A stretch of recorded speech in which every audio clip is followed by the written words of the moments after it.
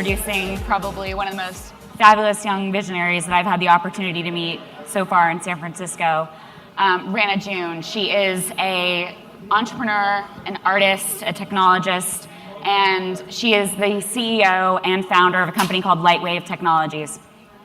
This is her second venture, so she's not new to the startup world. And in addition to being an entrepreneur, she's also a traveling DJ. She tours around the world playing EDM concerts on her iPad. And little known fact about Rana, she actually costs more to book for an evening for a gig than Lionel Richie. So in addition to being an entrepreneur, a DJ, she's also a published author and did a stint in DC as a lobbyist. So without further ado, want to kick off the conversation with Rana and let you all get a chance to get to know her. And I think before we're going to do that, there's a couple ways we could do this, but I think, given that it's the end of the night and it's Friday, we may as well listen to some dance music. So if you guys wouldn't mind, this is a video of what Lightwave did at South by Southwest this year in partnership with Pepsi.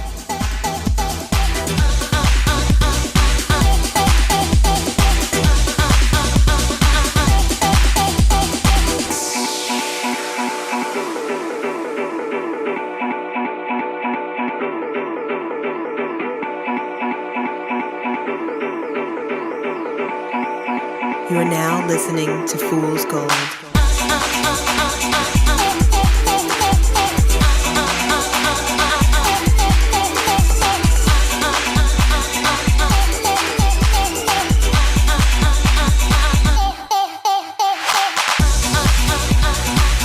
Ladies and gentlemen, the performance is set to begin. Your actions will unlock the show.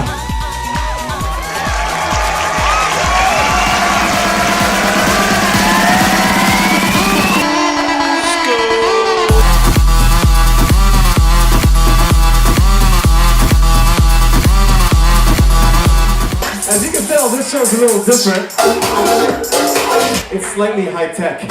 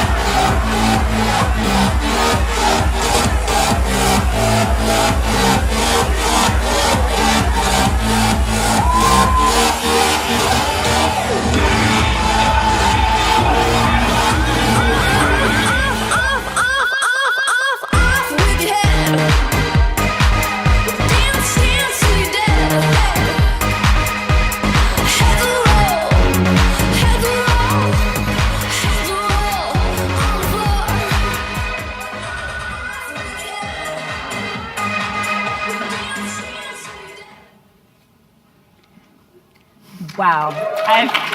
I've seen that video several times now, and every time I kind of want to get up and start dancing. And given that it is Friday, it might not have been totally inappropriate this time. But so I think just to get started, I think probably people in the room would really like to get to know you a little bit. So tell us a little bit about who you are, why you're doing what you're doing, and how you got to where you are now. It's funny. I've been thinking about this question a lot lately because I think we're at a time now where people are really comfortable with the idea of being artists and technologists. But when I started my career, I really felt like I had to be one or the other. And so growing up in DC, it's kind of like, I guess, growing up in Hollywood would be, you think you're going to be an actor because it's what you see. And I really thought I was going to be in politics. But what I found was that I really enjoyed the grassroots mobilization part of being in politics. And I liked the idea of unifying people around an idea. And that if I applied that to business, suddenly this was a lot more fulfilling for me.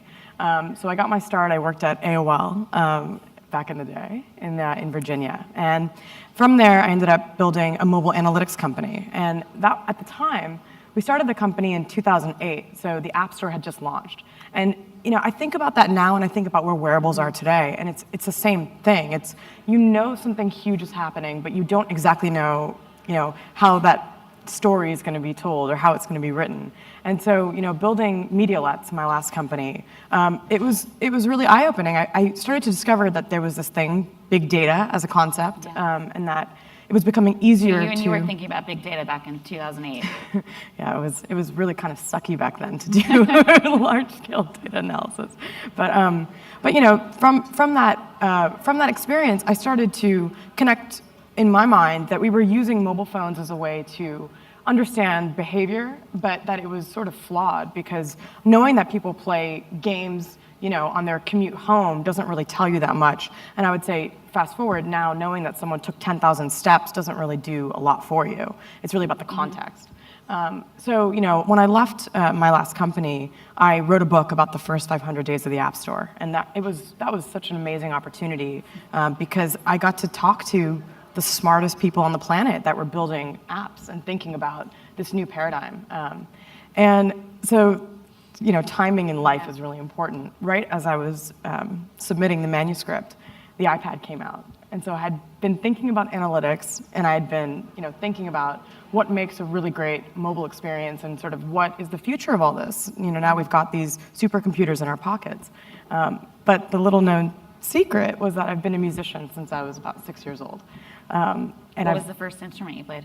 I played piano first, and then a lot of classical instruments. And I've always had a recording studio in my house, and I love dance music. So, I see the iPad, and I sort of realized this was a great opportunity to blend all that together. And so I made a little YouTube video showing the early software I had developed, and it got 1 million views in 2 weeks. You're kidding. It was crazy. But I think about that too. I mean, I feel like that wasn't so much me as it was that people wanted to use these tools in a creative way, and they were thinking about them more as like a lean-back device. You're going to read your magazines on the iPad. Right. So, tell us a little bit about what you've created with Lightwave. What exactly is Lightwave? How does it work? What does it do?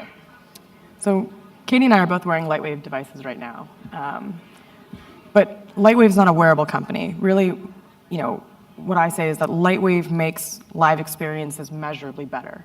And the way we do that is we take sensor data from anywhere we can get it, whether it's a mobile phone, it's an Apple Watch, it's a Lightwave device, it's a Connect sensor, it doesn't matter.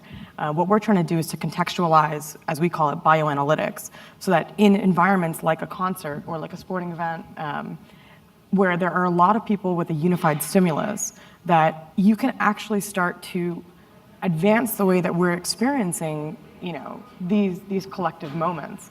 So, we all know, the experience of going to a great movie, you see it in a theater, and it feels amazing. And then you go home and you watch it on your laptop, and it's kind of lackluster. We know that when people are together, that there is a collective energy. It's why we all, as people, we want to congregate. But if you think about the modality of attending a live experience, it's pretty much been the same. It's been some people on a stage talking to a large group, and it's not two-way. So, I think about the web. We experienced that. Web 1.0, that idea was that it was one to many, and then the idea that now suddenly you have this two-way communication, that the audience is part of that conversation, as much as I don't like that word. And I think the same thing, people are really thinking about these kinds of devices as quantified self-devices, like you're gonna go for a jog, and that's great, but it's not, I don't think it's the point. I think the point is, how does it make our human experiences better?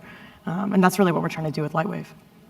So, you're mentioning that it's not a wearable company per se, but you have built the hardware, which we're both wearing, and it seems like Lightwave is much more than just the device that you've built.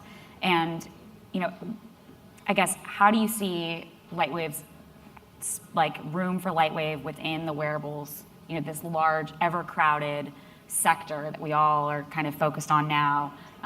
Is there a place for it there, or are you going to completely debunk that and do something based on software or another component entirely?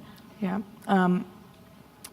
it's a really good question. I think the reality is we built the hardware because nobody had a hardware solution that we could use at the time. We started the company almost 3 years ago. So 3 years ago to now, there's been a lot of change. But all along, we really, at least my belief has been that Lightwave's a data company. And I think, I've heard some people with similar stories to this. Actually, I don't know if this is a new piece of information for me, but Audible actually had built their own hardware pre-iPhone because they didn't have the ability to put their audiobooks on a platform that would be portable.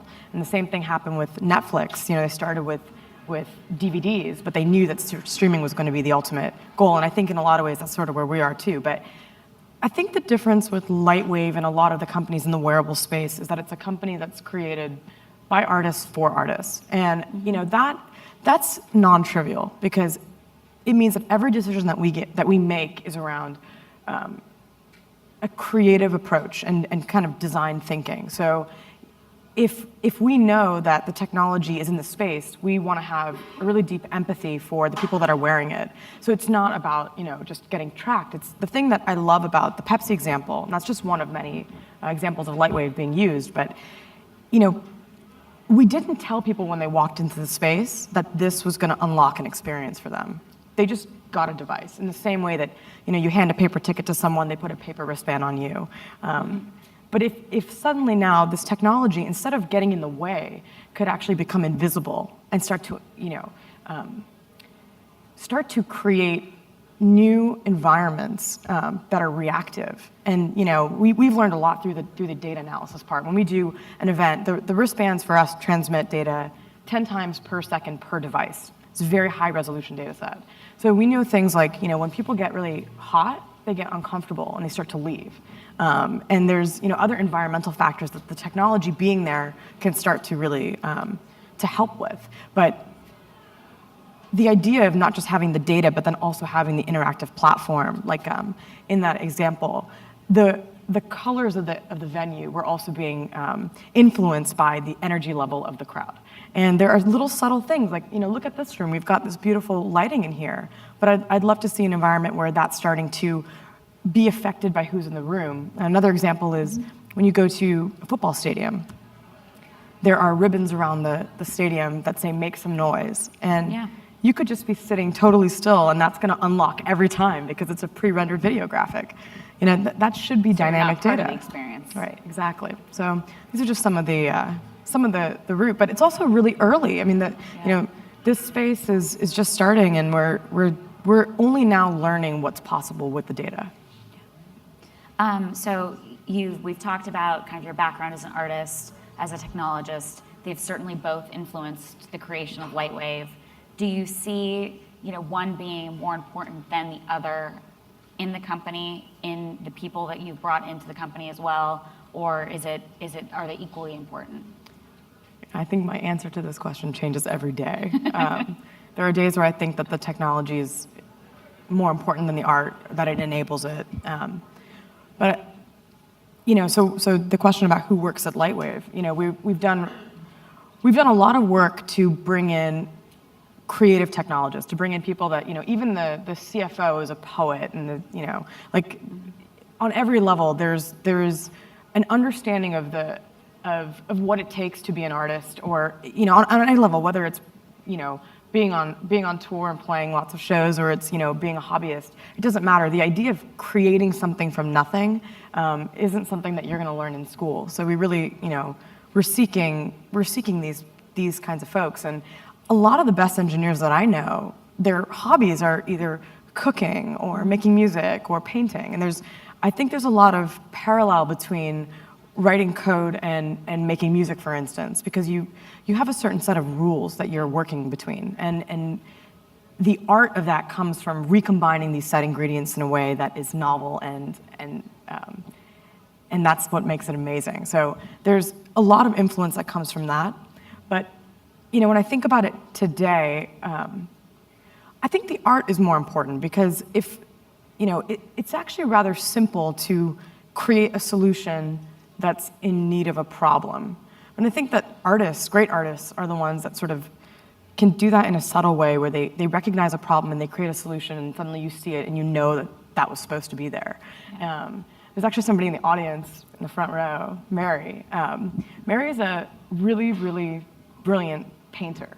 And lately we've been actually working with fine artists in different areas because as an electronic musician, I use technology every day. That's not really that interesting. But what does it mean if a painting could be bioreactive? What does it mean if the other experiences that are creative can start to take on the energy of the people that are either observing them or, what is that? So I think in a lot of ways, Lightwave becomes kind of like a new color to paint with for creatives. And then beyond that, when we've done enough of these kinds of implementations where we know what makes a great event, we know what order U2 should play their set list in that is going to yield the best result for the audience.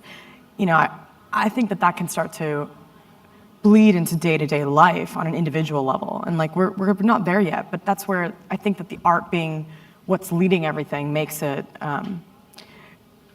makes that piece work too. You mentioned something that's interesting too, which is taking, Lightwave to actually make something that is inherently static, like a painting, and make it interactive and potentially something that can take on the energy of the people witnessing it or the artists themselves. So I think that's extremely powerful and interesting.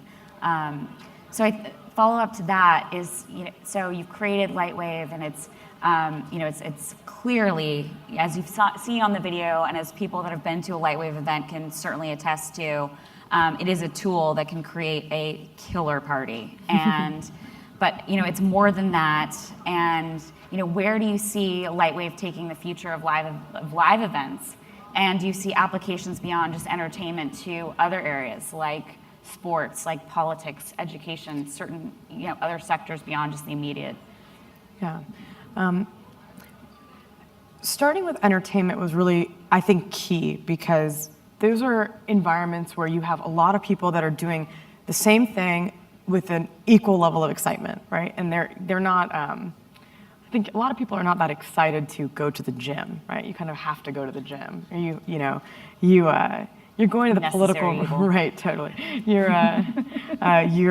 going to the political rally, and it's you're doing a civic duty, and I mean that's my background, so I say that in a very loving way. But you don't get jazzed to go see a political candidate speak. But if Beyonce is coming through town, people are excited for weeks leading up to that. So I think that using that as a foundation for our data set is really powerful because we can, we've contextualized all the data, and I think that's a really important element. If you think about it for like a music festival as an example, knowing how long people are spending with artists or where their migration patterns are leading them, that kind of information is very interesting. But already we're seeing, I think one thing I've always found throughout my career is that when you create anything, it's really when it's in the world and people have their own interpretation of what you've done that's where a lot of beauty comes from. So in this case, we didn't think about it this way, but it turns out that this exact same technology, the idea of real-time streaming data that is contextualized, could change the way that film screenings are done. So if you're making a movie, it's $50 million budget, and the way that you're gauging whether or not the audience is responding well is by asking them in a survey if they like it. It's kind of flawed. You're not really going to get the insights that you're looking for because people don't remember if at minute 13 they like the guy's haircut. It's just kind of you're really not starting from a good foundation. But Lightwave in real time can be showing you here's the peaks and valleys, and we do a lot of work with comedies and a lot of horror movies, places where there are very extreme emotional peaks and valleys because that kind of data is brand new. So if a filmmaker, when they're getting their dailies, are also getting their Lightwave readings, that's really powerful. Or things like, these are all still within entertainment, but even a fashion show, right? If a model's walking down the runway, does a buyer use that data to make a different decision about what they're stocking in their store because they're seeing, here's the gut reaction to this piece of clothing?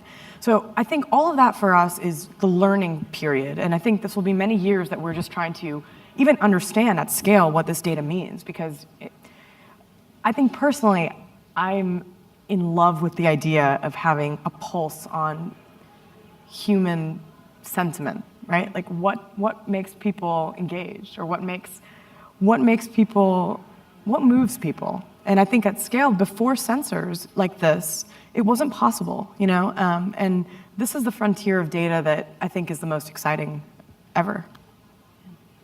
Well, I think you've clearly created something just groundbreaking, and I am very excited to see the continued success with Lightwave, and it's all that I had formally planned and wanted to make this a little bit more interactive. And so if you all have questions for Rana or myself, please feel free.